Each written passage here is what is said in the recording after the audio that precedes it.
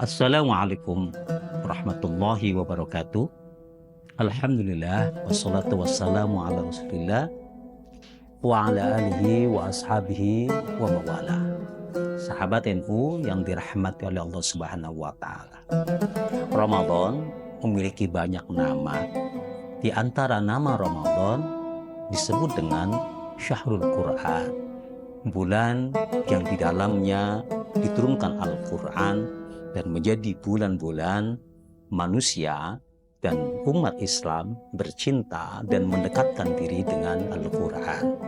Hal ini sesuai dengan ayat Allah Subhanahu wa taala, Syahrul Ramadan alladzi unzila fil Quran hudal linnas wa bayyinatin minal huda wal furqan.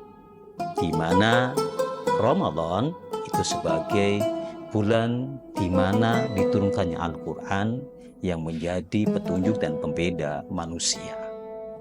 Lalu kemudian kita mengenal yang disebut dengan Nuzulul Quran, atau kemudian juga kita mengenal Lailatul Qadar.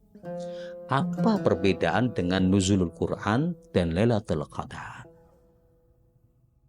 Lailatul Qadar adalah malam yang disebut dengan Al-Qadar, malam yang ditentukan, di mana Al-Quran diturunkan oleh Allah Subhanahu wa taala dari Lauhil Mahfuz kepada langit dunia yang kita sebut dengan Sama'ud Dunia. Nah, itulah yang kemudian disebut dengan Lailatul Qadar.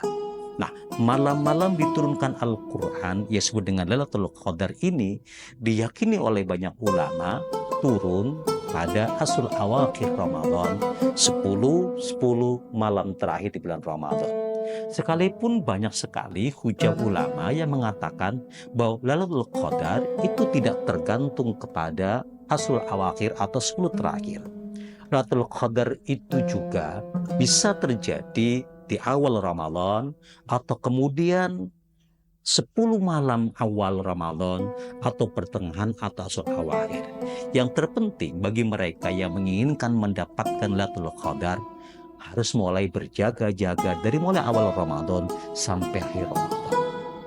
Lalu ada yang disebut dengan Nuzulul Quran.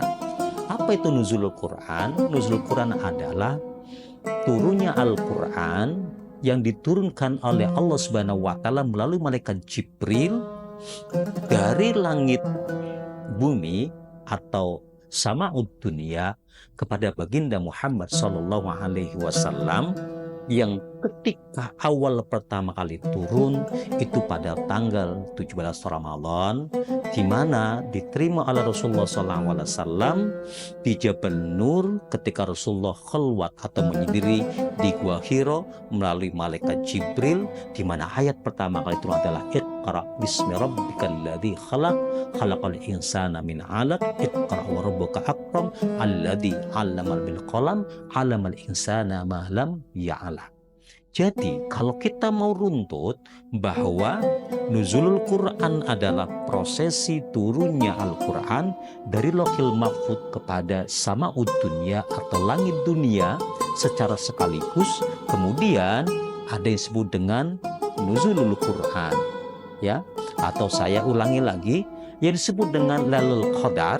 Lailatul Qadar adalah turunnya Al-Quran dari Lauhil Mahfuz kepada langit dunia yang diturunkan secara sekaligus, kemudian dari langit dunia turun kepada baginda Muhammad SAW secara bertahap, diawali pada tanggal 17 Ramadan yang kita sebut dengan Nuzulul Quran.